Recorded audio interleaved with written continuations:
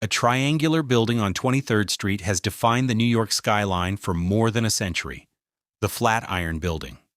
A limestone base, terracotta walls, a shape so unmistakable that children recognize it before they learn its name. There are more photographs of this single structure than of almost any other building on Earth. It appears in films, paintings, advertisements. Architects study it. Tourists make pilgrimages to it. Preservationists fought for decades to protect it from demolition. They succeeded. The building survived. But survival is not the same as living. Since 2019, Flatiron Building has stood empty, closed, dark, waiting. This is the story of what happens when an icon becomes too valuable to destroy and too constrained to save. Hook Variant 3. Before the Flatiron Building existed, the plot at the corner of Fifth Avenue and Broadway was considered almost unusable.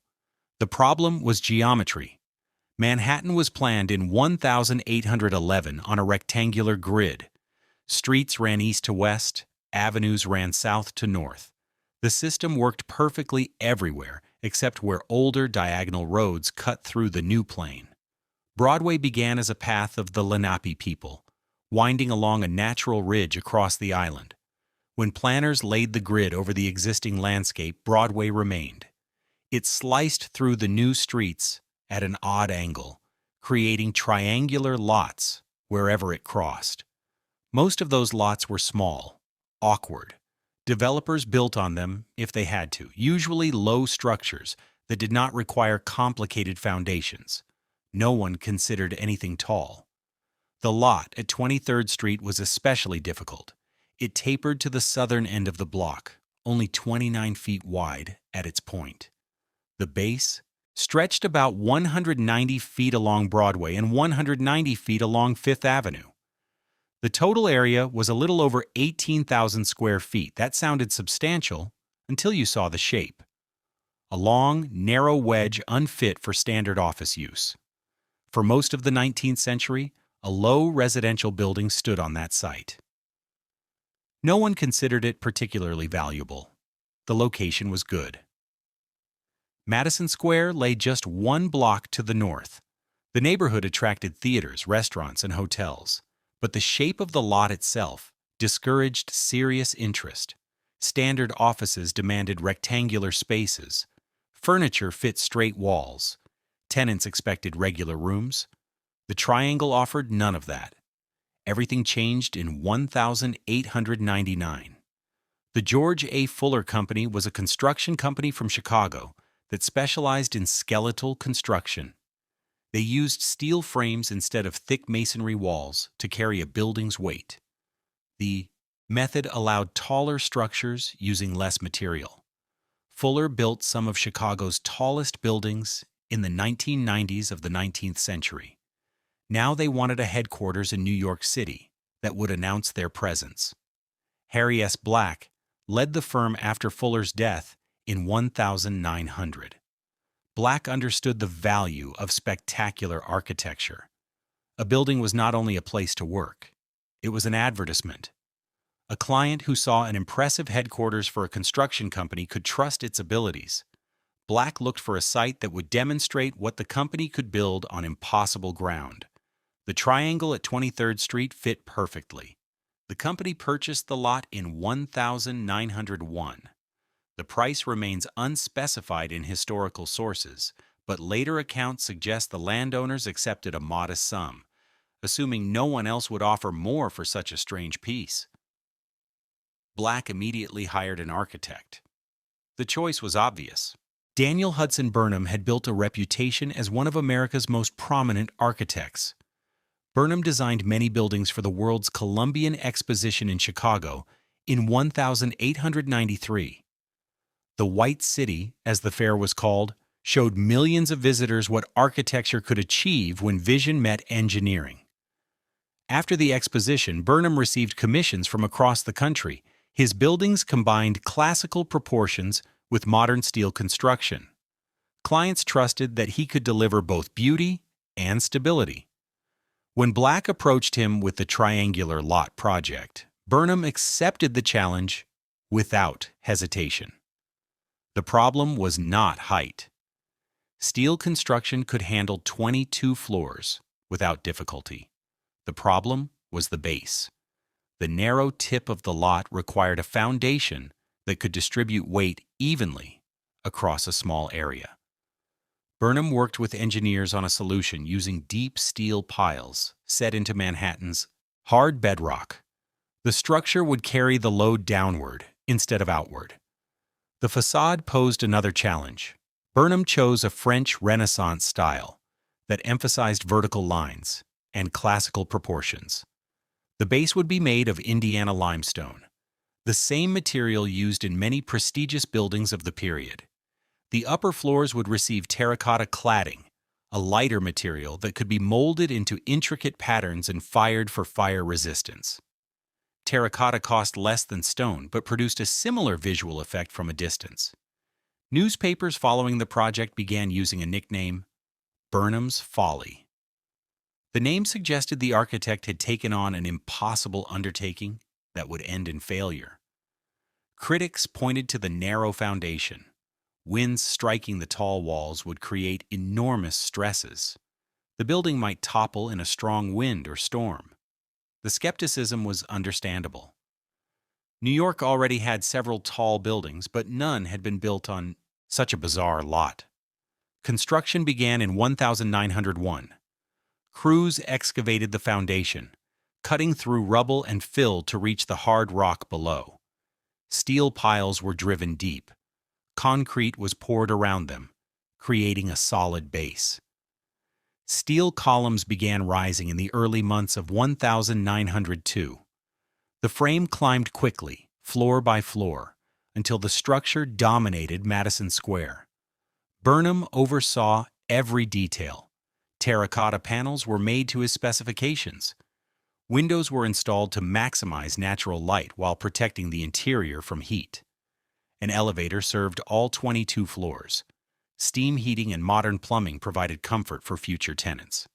The building officially opened on the 1st of October, 1902. Skepticism vanished immediately. The building stood firm. The winds that swept through Madison Square did not topple the structure. Instead, they created something unexpected, a wind tunnel effect. Air sped up as it moved around the building's narrow face. Women passing on the sidewalk felt sudden gusts that lifted their skirts. Young men began gathering at the corner to watch. Police had to disperse them, reportedly using the phrase 23 Skidoo. The expression entered American slang, though its exact origin remains debated among historians.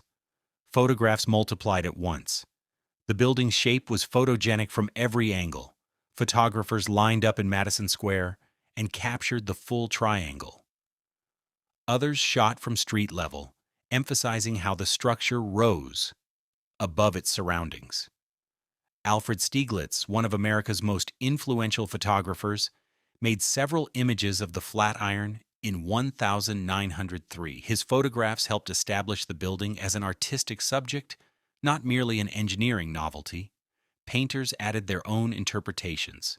Edward Steichen created atmospheric images showing the building wrapped in fog. Alvin Langdon. Coburn photographed it at dusk, when lights inside glowed through the windows. John Sloan painted the view from his studio window, showing the Flatiron dominating the square. Within a few years, the building appeared in more works of art than most landmarks that had existed for centuries. The Fuller Company occupied several floors for its own offices. The remaining spaces were rented to firms seeking a prestigious address. Publishers were especially interested. Narrow offices suited companies that needed room for desks and filing cabinets rather than large open spaces. The monthly rent was moderate for such a prestigious location. The building filled quickly. The building that was supposed to be a folly became an instant icon. Burnham proved that an impossible lot could hold extraordinary architecture. Black got exactly what he wanted. An advertisement that announced the Fuller Company's skill to everyone passing through Madison Square. The name Flatiron Building replaced the Official name, Fuller Building in common use. The form defined the identity. Section 1 of 7. The steel frame construction that made the Flatiron Building possible was a relatively new technology in 1902. Traditional tall buildings relied on thick masonry walls to carry the load. The taller the building, the thicker those walls had to be at the base. The method imposed a practical limit on height. The base walls became so thick that they ate up the ground floor area, turning the space into something nearly useless. A steel skeleton worked differently. Vertical columns and horizontal beams formed a frame that carried the entire weight. The exterior walls became a curtain hung on the frame, rather than a load-bearing structure. That allowed architects to build higher, without sacrificing interior floor space. William LeBaron Jenney used this method in the Home Insurance Building in 1885, widely regarded as the first skyscraper in America. By the time the George A. Fuller Company hired Burnham, skeletal construction had proven its reliability in dozens of buildings. Flatiron used steel columns distributed across the entire triangular site. Beams connected those columns, creating a rigid frame on every floor. Concrete floor slabs rested on the beams. The whole structure transferred its weight downward through the columns into foundations anchored in Manhattan's bedrock. The exterior curtain walls were attached to the steel frame, but they carried no structural load. The choice of terracotta for the upper facade reflected practical concerns. The material was lighter than stone, reducing the total weight the skeleton had to support. Terracotta could be molded into decorative forms before firing, giving architects flexibility in design. After firing at high temperature, the material became fire-resistant, an important feature in an era when building fires remained a constant threat. Indiana limestone clad the 4 lowest floors, providing a solid, traditional base that communicated durability and prestige. Burnham designed the facade in 3 vertical sections. The base extended across 4 floors, with limestone walls and large ground floor windows for shops. The middle section rose from the 5th to the 18th floor, where terracotta repeated column-like patterns that gave the building a vertical emphasis. The crown included the final 4 floors, with more ornate terracotta and a projecting cornice that capped the structure. The composition was classical in proportion, even though the materials and the construction method were modern. Windows covered most of the wall surface. Office buildings required abundant natural light. Electricity existed, but it was expensive and unreliable. Tenants expected spaces where they could work in daylight for most of the day. Burnham placed the windows to maximize sun exposure while maintaining the structural integrity of the facade. Thick steel window frames divided each opening into smaller panes that could withstand wind pressure at that height. The wind challenge was real. Madison Square was an open space surrounded by buildings that channeled airflow. When wind struck the narrow north end of Flatiron, it accelerated around the sides, creating strong gusts at the base. The effect was dramatic enough that pedestrians noticed. Newspapers reported incidents in which hats were torn from people's heads. Women held down their skirts. Young men, as mentioned earlier, gathered to watch the phenomenon until the police intervened. Inside, the floor layouts reflected the challenges imposed by the triangular shape. No floor offered the rectangular rooms most firms preferred. Instead, each floor had long, narrow corridors running from the wide southern end to the narrow northern point. Offices lined the corridors, each taking a slim slice of the available width. Rooms at the north end were so small they could fit only a single desk and a filing cabinet. That strange geometry discouraged some companies. Corporations that needed large open areas for departments with many employees could not use the triangular floors efficiently, but others found the layout worked well. Publishers, law firms, architects, and professionals working in small groups considered the narrow offices suitable. The Madison Square address carried prestige. The rent was reasonable compared with other modern office buildings. The location provided easy access to public transportation and restaurants. The Fuller Company occupied several floors for its New York headquarters. The remaining floors were rented to various tenants. By 1905, the building was almost fully occupied. Owners had no trouble finding firms willing to overcome the awkward layout in exchange for an address in Manhattan's most recognizable building. The building's open floors in 1902 became an immediate landmark. Pedestrians used it as a reference point when giving directions. Photographs multiplied. Postcards, featuring Flatiron, sold by the thousands. Publishers printed images of the building in guidebooks and brochures promoting New York as a modern metropolis. The triangular form was instantly recognizable, even to people who had never visited the city. Artists kept painting and photographing the building for years. Each season offered a new mood. Winter covered the terracotta with snow. Spring brought soft light across Madison Square. Autumn dusks tinted the facade in gold and red. No two images were identical. The building changed with the weather, the time of day, and the viewing angle. Art photography found limitless possibilities in Flatiron. The building's success confirmed several things. First, a lot considered useless could hold something extraordinary if the architect understood engineering. Second, prestige had market value. Tenants paid for the Madison Square 23 address even if the floor plan was inconvenient. Third, the public responded to bold architecture. Burnham's Folly became an icon, not despite its strange shape, but because of it. For the first 2 decades, the building functioned exactly as Black intended, an advertisement for the Fuller Company's skill, a profitable property for its owners, a symbol of New York modernity for the wider public. Leasing stabilized. Maintenance remained relatively straightforward. The steel skeleton did not require the kinds of repairs that thick masonry walls would have demanded. The terracotta facade weathered the elements well. No major disasters struck the structure. Fires that destroyed other Manhattan buildings spared Flatiron. Terracotta and steel construction provided fire resistance that older wooden structures lacked. The elevator rarely broke down. Steam heat worked through the winters. The building required the same routine upkeep as any large commercial property, but nothing more. By the 1920s, Flatiron was already part of the New York landscape. New, taller buildings rose in Manhattan.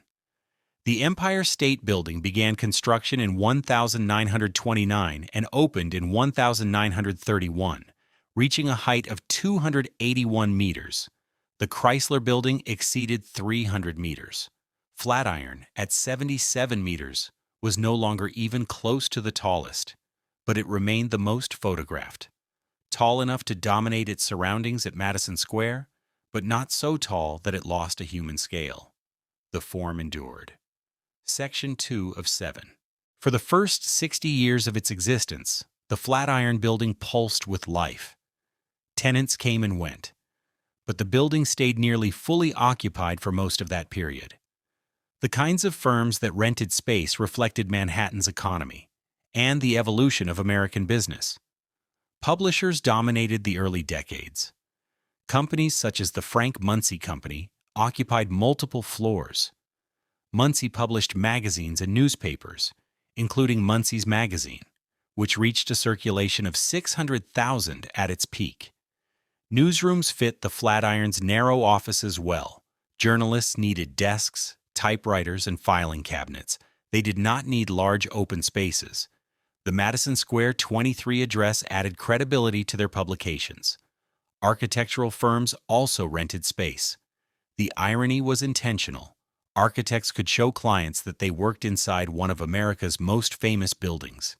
That signaled an understanding of good design.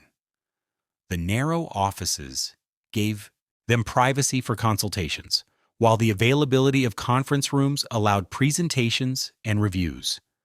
Photographers kept studios on the upper floors. Natural light pouring through the windows was ideal for portraits and commercial work. A central Manhattan location meant clients could easily visit for sessions. Some photographers specialized in views from the Flatiron's windows, selling images of Madison Square to tourists and collectors. Lawyers ran practices from the building. Smaller firms occupied single offices. Larger ones rented entire floors. A law library in the building served many tenants who shared the cost of maintaining the collection. The corridor layout allowed discreet entry into separate offices, something clients seeking privacy appreciated. In the 1930s, the tenant mix remained similar: creative industries, professional services, firms that wanted a prestigious address but not vast floor plates. The Flatiron never competed with newer skyscrapers in sheer capacity. Instead, it offered something else: character, history, recognizability. The Great Depression affected leasing patterns, but not as severely as one might expect. Some firms collapsed, others reduced their space. But the building remained attractive enough that owners found new tenants for vacated offices. Rent was flexible in hard times. Owners preferred taking less money to long stretches of vacancy. The Second World War brought another shift. Government agencies leased office space across Manhattan for military operations. Flatiron housed several smaller offices tied to the war effort. After the war ended, those spaces returned to civilian use. The post-war economy brought a new wave of commercial tenants. By the 1950s, the building was 50 years old. The steel skeleton remained solid. The terracotta facade had held up well, though some panels needed replacement where moisture had caused cracking. Mechanical systems began to show their age. Elevators required more frequent repairs. Steam heating still worked, but it was less efficient than newer systems. Plumbing occasionally failed. Owners invested in upkeep but not in major modernization. The economics did not support large capital projects. The building generated steady rental income with moderate maintenance costs. Radical renovations would have cost millions and might have required evacuating tenants during construction. The risk seemed unjustified. Landmark designation emerged as an issue in the 1960s. New York was losing architectural landmarks at an alarming rate. Pennsylvania Station, a Beaux-Arts masterpiece designed by McKim, Mead, and White, was demolished in 1963 despite widespread public protest. The demolition sparked outrage and pushed activists to demand legal protection for important buildings.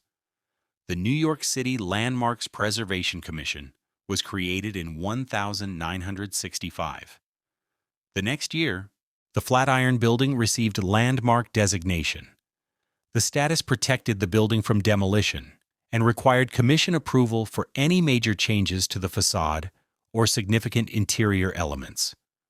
Owners could not simply tear it down, even if the land became more valuable than the structure.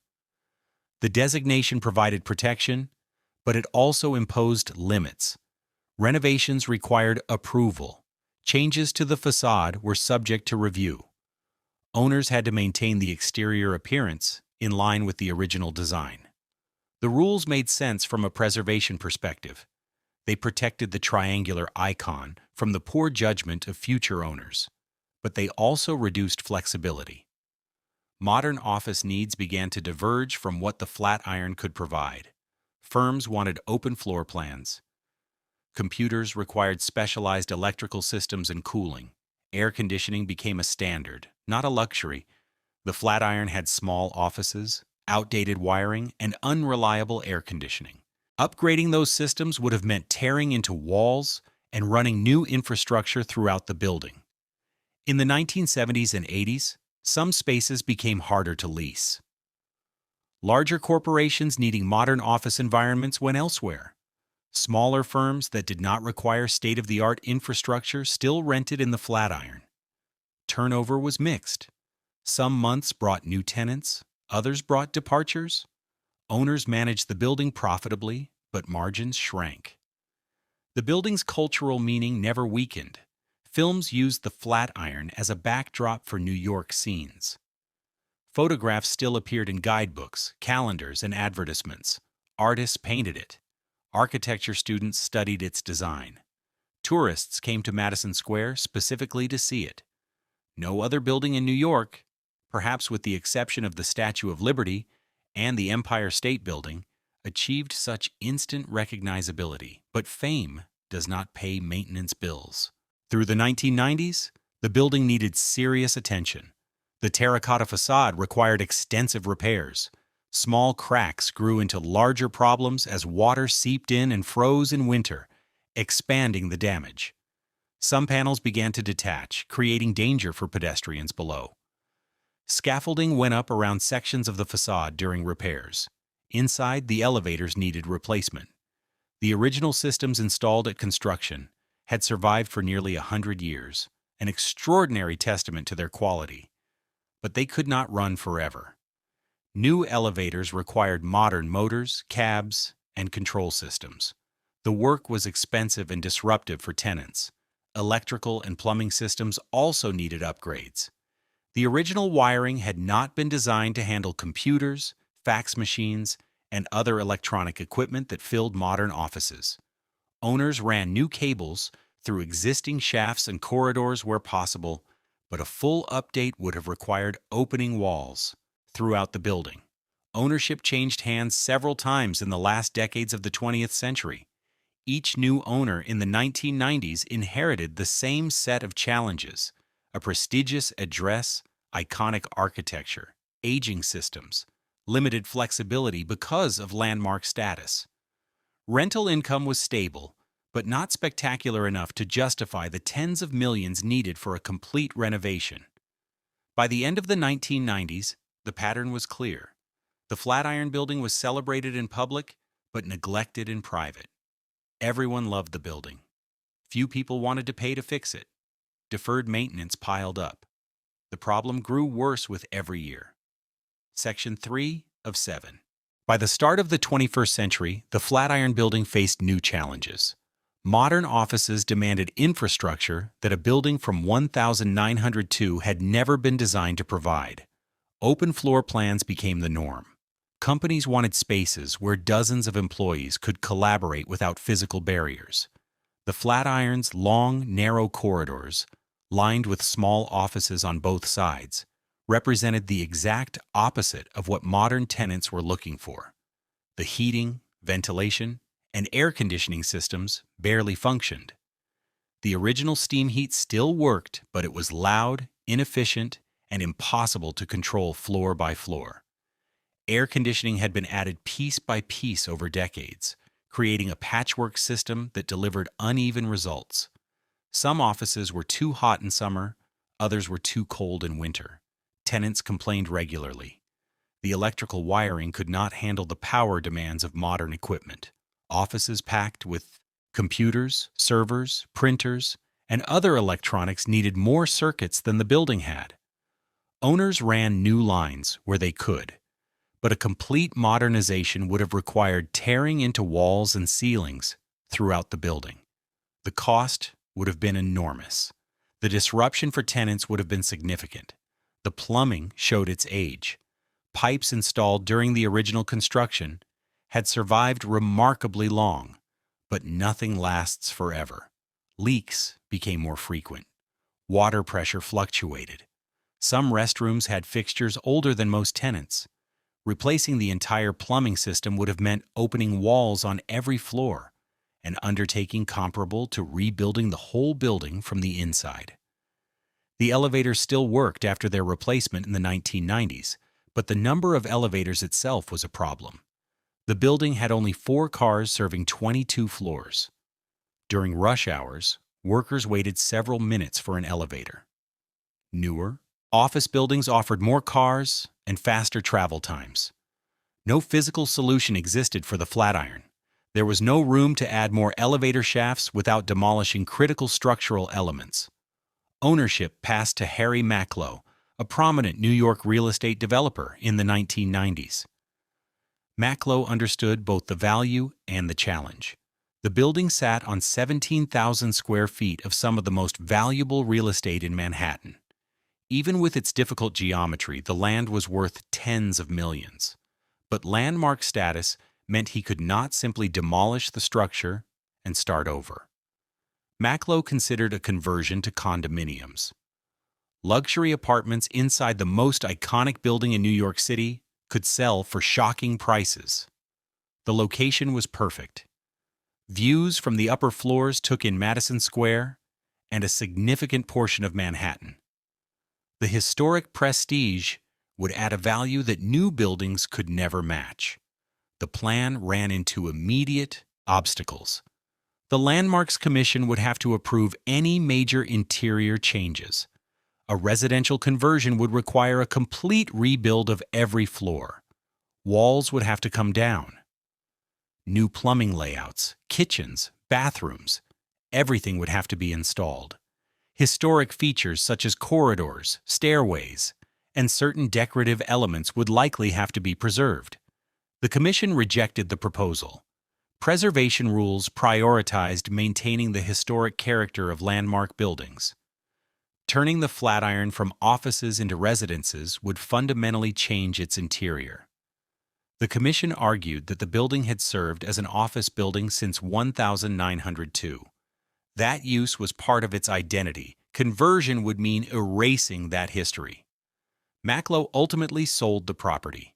The economics did not work without a condominium conversion. The building still generated rental income, but not enough to justify the tens of millions needed to renovate the systems while keeping it as office space. New owners would face the same dilemma. In 2005, a new buyer entered the picture, Sorgente Group, an Italian real estate investment firm specialized in acquiring historic buildings and restoring them. They saw value in icons. Their portfolio included properties across Europe and the United States. The Flatiron fit their investment model: iconic architecture, a prime location, and long-term appreciation potential. Sorgente paid around $190 million for the building in 2018, though exact figures remain disputed across different sources. The price reflected both the value of the land and the building's potential. The firm announced plans for a sensitive restoration that would modernize systems while preserving the historic character. Initial inspections revealed problems more serious than anyone expected. The terracotta facade was cracking in many places. Water had entered through micro gaps for decades, damaging the steel frame behind it. Some steel beams showed corrosion. Repairs would require dismantling and replacing facade sections floor by floor. Inside, the systems needed complete replacement. Electric, plumbing, heating, ventilation, and air conditioning. Everything was long outdated. Modernization would mean exposing the skeletal structure and rebuilding from within, while preserving the exterior shell. The work would be complex and time-consuming. Costs were initially estimated at around $50 million. As inspectors dug deeper, the number rose: 80 million, 100 million. Final estimates suggested a comprehensive restoration could exceed $150 million. Added to the purchase price, the total investment would approach $350 million. Sorgente moved forward. The firm hired an architect and engineers. They obtained permits, they drew up a schedule. Work was set to begin in early 2019. All tenants received notices. They would have to leave the building temporarily while restoration progressed. The firm assured them they could return when the work was finished. In March 2019, the building emptied. The last tenants packed up their offices and moved to temporary locations. Some planned to return. Others used the moment to find modern space in newer buildings. The Flatiron Building, for the first time since 1902, stood quiet. Scaffolding rose around the facade. Construction crews began work on the terracotta. Every panel required individual assessment. Cracked sections were marked for replacement. The process was slow. Craftspeople had to match new terracotta to originals made 117 years earlier. Color, texture, dimensions, everything had to be identical. Finding suppliers able to produce replicas took months. Inside, demolition began in non-essential parts of the building. Old walls were taken down, exposing the steel skeleton. Outdated electrical wiring was removed. Plumbing pipes were cut out. The plans called for entirely new systems designed for the 21st century, but compatible with the historic structure. Then, in March 2020, just a year after work began, the COVID-19 pandemic reached New York. Construction slowed, then stopped. Workers were sent home. Material deliveries were delayed. The city shut down non-essential construction projects for months. The Flatiron restoration was suspended. The economic effects of the pandemic extended far beyond the job site. Tourism in New York collapsed. Madison Square, usually full of visitors photographing the Flatiron, stood empty. Commercial real estate values fell as companies adopted remote work. Offices that had once been essential became optional. Demand for space in central Manhattan evaporated. The Sorgente Group faced a financial crisis. Its Italian parent company had struggled with debt even before the pandemic. Lockdowns made everything worse. Revenue from its real estate portfolio dropped sharply. Creditors began calling in loans. In August 2020, the Italian parent entity filed for bankruptcy. The Flatiron Building became trapped in legal limbo. The renovation stopped. The building remained empty. Scaffolding still wrapped the facade. The company that owned the building was now controlled through bankruptcy proceedings in Italy. Creditors fought over assets. Potential buyers assessed whether the Flatiron was worth taking on, with all its complicated legal and financial baggage. Months turned into years. The building stayed dark. New York's most iconic building became its most abandoned. Tourists still photographed it, but now the images showed scaffolding and barricades instead of a living landmark. A building that had survived 117 years was defeated not by time, but by economics. Section 4 of 7. The years leading up to Sorgente's takeover were marked by a sequence of owners who all saw the potential of the Flatiron Building, but none found a profitable way to unlock it. Each buyer arrived with plans that ultimately collapsed. The economics were always the same. The cost to fix the building exceeded what it could generate as office space. Residential conversion offered the best return, but the New York City Landmarks Preservation Commission blocked those plans. Harry Macklowe tried the condominium approach first back in the late 1990s. His vision involved luxury apartments selling for millions per unit. The location, in the very heart of Manhattan, made the plan look feasible. But the commission maintained that conversion would destroy the building's historic integrity. The decision was final. Macklowe had no avenue of appeal. A later owner considered a boutique hotel model. Rooms inside an iconic building could command premium rates. Tourists were drawn to the Flatiron specifically, so why not let them stay inside it? The concept made marketing sense, but it ran into the same regulatory obstacles. Converting an office interior into hotel rooms would require major structural changes. The commission would almost certainly reject those plans as well. Meanwhile, the building kept operating as office space, but the tenant mix shifted. Traditional firms that needed modern infrastructure left. Smaller organizations with limited budgets moved in. Some spaces were leased to startups and creative companies that valued the address more than modern amenities. Other floors sat empty for months. Rents could not be raised enough to cover the repair costs the building required.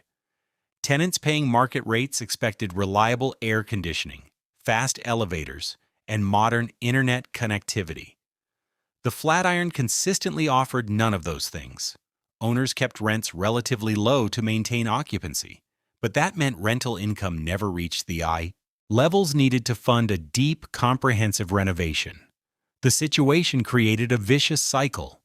Deferred maintenance worsened the building's condition. Deteriorating conditions made it harder to attract well-paying tenants. Lower rental income left less money for repairs. The downward spiral was gradual, but relentless. By 2010, the terracotta facade needed immediate attention. Several panels had fallen off, forcing the city to require protective scaffolding. The structure covered sections of the sidewalk around the building, ensuring that falling debris would not injure pedestrians. The scaffolding was meant to be temporary, but it remained for years as owners postponed the costly facade repairs. Inside, problems intensified quietly. The electrical system struggled to handle increased loads. Power outages hit some floors. Tenants filed complaints. Owners performed patchwork fixes, but they never addressed the underlying issues. Wiring installed in 1009. 102 had not been designed to support computers, servers, and other equipment drawing power continuously. The heating, ventilation, and air conditioning system grew increasingly unreliable. Summer heat turned the upper floors into ovens. Winter temperatures made some offices uncomfortable despite functioning heat. Tenants bought portable heaters and fans to supplement the building's inadequate system. That was not a solution. It was an admission of failure. When Sorgente Group bought the building in 2018, many people in the real estate industry were skeptical. The purchase price was high. The known renovation costs were enormous. The unknown costs could be higher still. But Sorgente had experience with difficult historic properties. They managed projects others considered impossible. They had access to capital through their Italian parent company. All the ingredients for success seemed to be in place. Inspections after the purchase revealed the full scale of the problem. The facade needed more than spot repairs. Sections of terracotta had to be fully replaced. The steel beneath showed corrosion that required treatment. The work meant installing scaffolding around the entire building and proceeding floor by floor for months or years. The steel skeleton, though still structurally sound, needed inspection and maintenance. Engineers had to assess every beam and column. Corrosion, where present, required sandblasting and repainting. Some elements might need reinforcement. 117 years of exposure to moisture and shifting temperatures had left marks. The foundations remained solid. The deep steel piles set into Manhattan bedrock during the original construction still did their job. That was a rare bright point in a long list of necessary repairs. The base did not need work. Everything above it did. Sorgente developed a detailed restoration plan. Phase 1 would address the facade, scaffolding installation, inspection of every panel, replacement of damaged sections, cleaning and maintenance of the steel frame. Phase 2 would modernize electrical and plumbing systems, entirely new wiring, new pipes, new fixtures. Phase 3 would install a modern HVAC system, capable of providing consistent temperature and humidity on every floor. Phase 4 would replace the elevators with newer, faster units.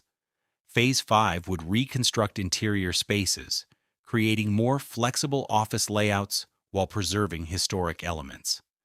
The entire project was estimated to take 3 to 5 years. The cost, as noted earlier, ranged from $50 million to more than $100 million, depending on what additional problems might appear during the work.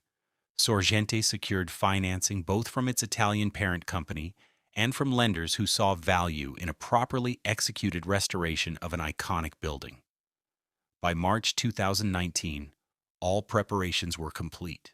Permits issued, contractors hired, schedules approved. Tenants relocated. The building emptied for the first time in its history. Scaffolding began rising along the facade. Crews got to work. Early progress was encouraging.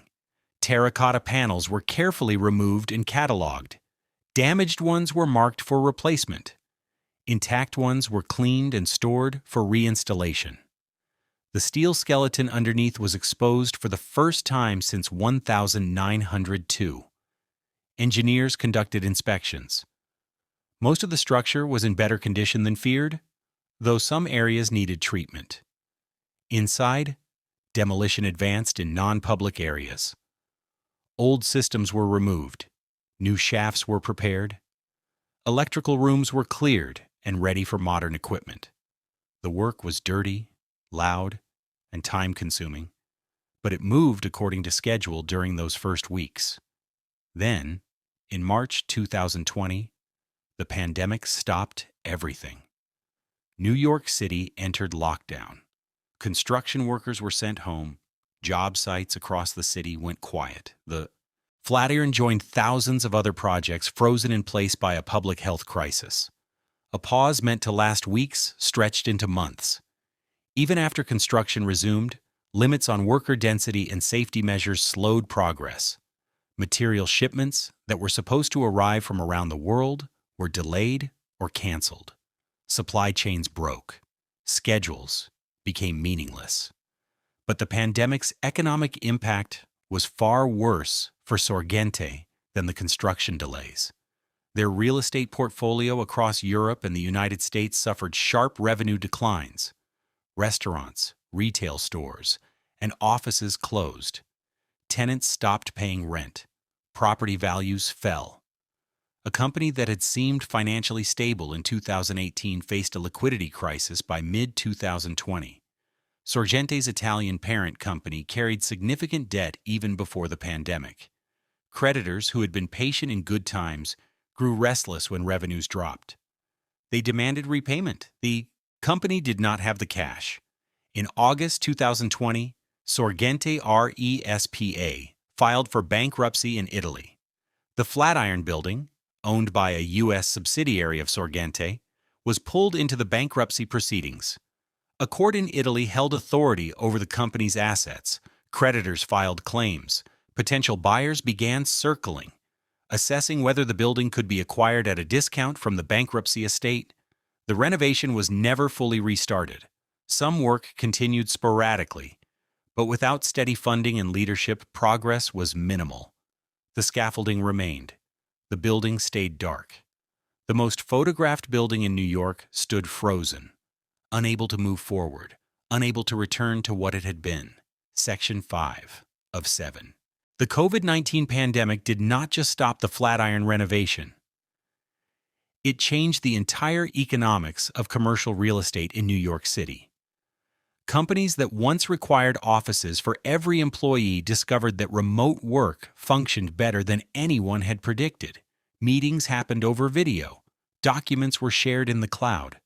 Productivity did not fall as dramatically as managers had feared.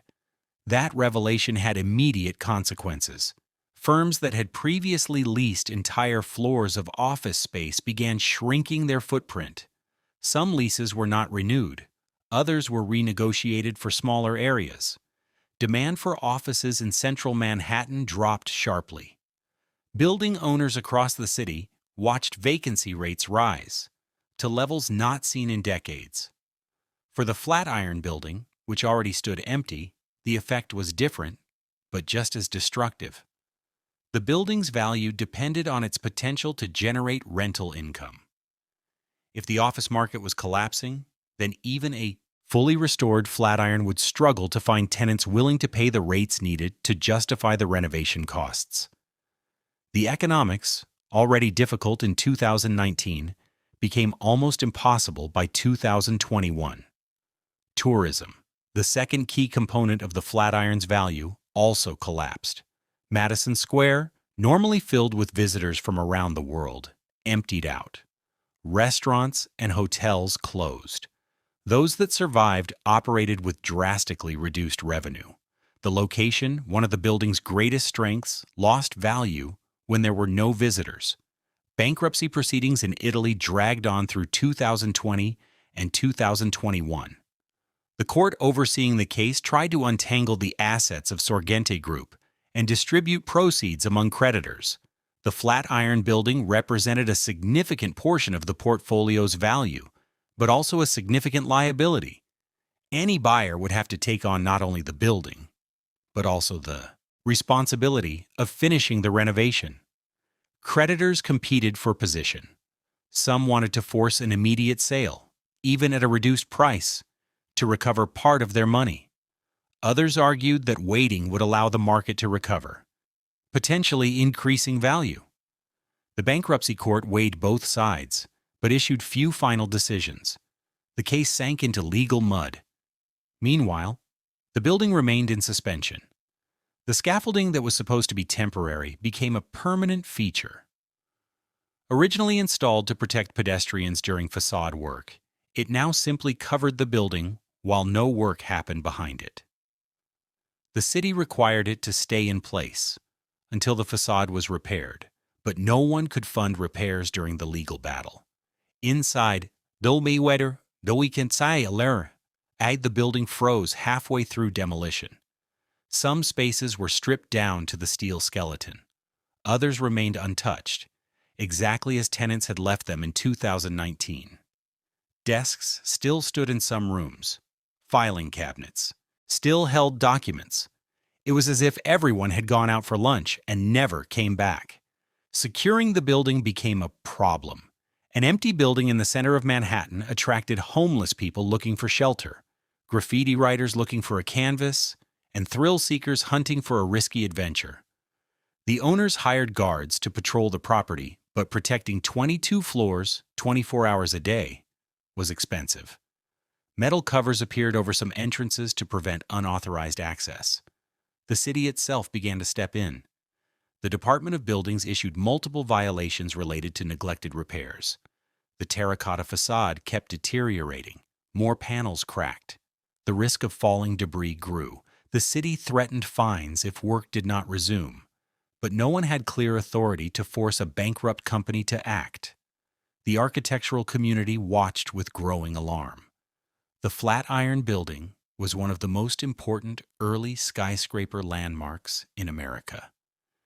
Its influence on architecture could not be overstated. Buildings around the world imitated its boldness and combined form with function on constrained sites. Letting it slide into ruin would be a loss not only for New York, but for global architectural history. Preservation groups explored whether intervention was possible.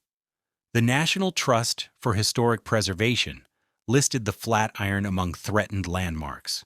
Local organizations examined whether fundraising could save the building, but the scale of financing required was discouraging. $100 million or more could not be raised through donations. Any solution would require a private buyer with deep pockets and a long-term vision. Several potential buyers conducted due diligence. Each backed away after studying the numbers. The cost of acquiring the building, plus the cost of completing the renovation, plus the uncertainty of how quickly it could be leased once finished. Together they added up to an equation that did not make financial sense, at least not for investors seeking reasonable returns within a reasonable time frame. By 2022, the situation stabilized in the worst possible way. Nothing got better, but nothing became dramatically worse either. The building stood. The scaffolding stood. The legal proceedings dragged on. Sporadic negotiations between potential buyers and the bankruptcy court led nowhere. The Flatiron Building became an icon frozen in time, unable to move forward, refusing to disappear. Tourists returning to New York as travel resumed still came to Madison Square. They photographed the building as always, but now the images showed scaffolding and barriers. Postcards sold in nearby shops showed the Flatiron in its glory, with no mention of its current condition. The gap between image and reality was striking. Local newspapers ran articles every few months documenting the lack of progress. Each article told the same story with slightly different details. The building was still empty. The bankruptcy case was still unresolved. No renovation was planned. Potential buyers were watching, but no one was making an offer. The story was depressingly consistent. By 2023, new complications appeared. Some creditors in the bankruptcy argued that the prolonged delay was reducing the asset's value. The longer the building stood empty, the harder it became to fill it with tenants later. The New York office market was not recovering as quickly as optimists had predicted. Remote work remained popular. Many companies permanently reduced their office space needs. A new round of negotiations began between the bankruptcy court and interested parties. Some creditors wanted to lower the asking price to attract serious buyers. Others opposed the idea, arguing that selling below value would cheat the people Sorgente owed. The court heard the arguments and weighed options. but took few decisive actions. In 2024, reports surfaced that a group of New York developers was forming a consortium to potentially buy the building. The plan reportedly involved finishing the renovation and then converting some floors to mixed use, combining offices with cultural or educational space. The Landmarks Commission would have to approve any conversion, but early conversations suggested openness to creative solutions that would preserve the building while allowing it to function economically. By the time this narrative was written in early 2025, no final deal had been announced. The building remained in the hands of an entity controlled by the bankruptcy court in Italy. Negotiations continued. Potential buyers evaluated options. The city issued violations. Preservation groups watched, and the Flatiron Building stood quietly, its windows dark, its corridors empty, the most famous icon of New York, trapped in the longest limbo it had ever known. Section 6 of 7. The emptiness of the Flatiron Building exposes a paradox embedded in historic preservation. The building received legal protection precisely because it mattered, architecturally and culturally. Landmark status was meant to ensure its survival. Instead, that protection created constraints that made profitable use almost impossible. The building cannot be demolished, but it also cannot be easily adapted to modern needs. The economics are brutal. A restoration that requires more than $100 million must generate enough rental income to justify the investment. In the best market conditions, office space in the Flatiron could command premium rates because of its location and prestige. But the building does not offer what modern companies need.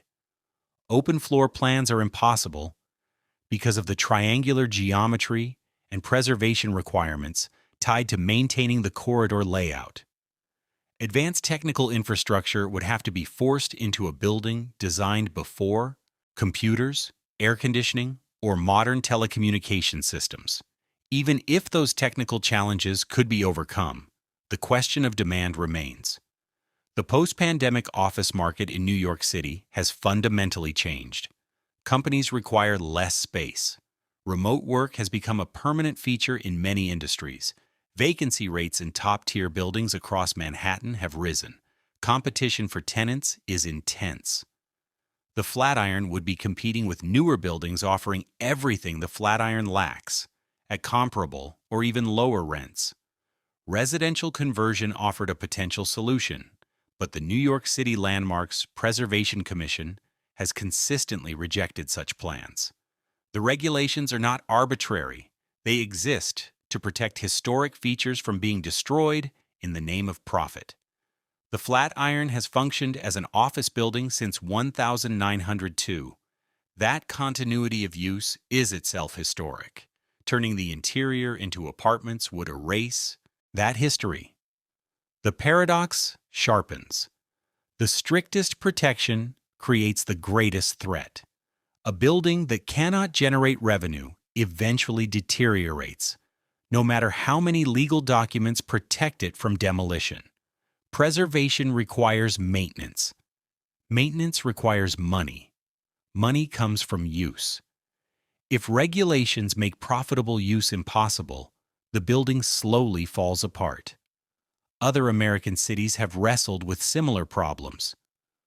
The Woolworth Building, another early skyscraper in Lower Manhattan, went through years of financial difficulty before a developer finally converted the upper floors into luxury condominiums in 2015. The commission approved that project because the original building had been designed as an office building with residences above. A precedent existed. The Flatiron had no such precedent. Other cities lost landmarks entirely. The Singer Building, once the tallest building in the world, was demolished in 1968 before preservation laws could protect it. Pennsylvania Station, as mentioned earlier, fell in 1963. Those demolitions shocked public consciousness and led to the creation of the Landmarks Commission. But now preservationists face a different challenge. Saving buildings from demolition was an achievement. Finding a way for those buildings to live economically is the harder problem. Some experts suggest the rules need to evolve. Rigid enforcement of original use can sentence buildings to death by neglect. Flexibility could allow adaptive reuse that preserves the most important historic elements while letting buildings function in a modern economy. Others warn that too much flexibility would invite developers to destroy the very qualities that made the buildings worth saving in the first place. Public subsidies offer another possible path.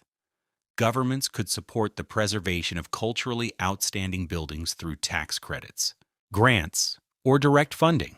New York has some programs that support landmark restoration, but none operate at the scale required to save something like the Flatiron. $150 million is beyond what most public programs can reasonably contribute to a private sector project. Public-private partnership models have been explored. The city could take control of the building and partner with a private developer who would bring expertise and part of the financing in exchange for long-term leasing rights or shared ownership. Such structures have worked elsewhere. The Flatiron's complexities, legal and financial, have made arrangements like that difficult to negotiate. The idea of a museum or cultural space has surfaced periodically. Converting the Flatiron into a museum of architecture or New York history would make symbolic sense. The building itself is an artifact. Visitors could experience an early 20th century interior while learning about the evolution of skyscraper construction, but museums require stable operating funding. Ticket revenue rarely covers full costs.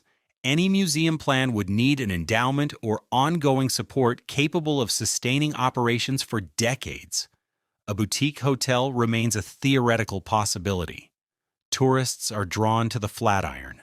Letting them sleep inside it could generate revenue while preserving parts of the building's historic character. Hotel rooms would not require open floor plates. Narrow corridors would work well for a hotel. Rooms could be small if they were well designed. The challenge would be convincing the Landmarks Commission that hotel conversion would preserve enough historic integrity. A hybrid combining multiple uses might offer the most workable solution. Lower floors could remain offices or become cultural space. Middle floors could become a hotel.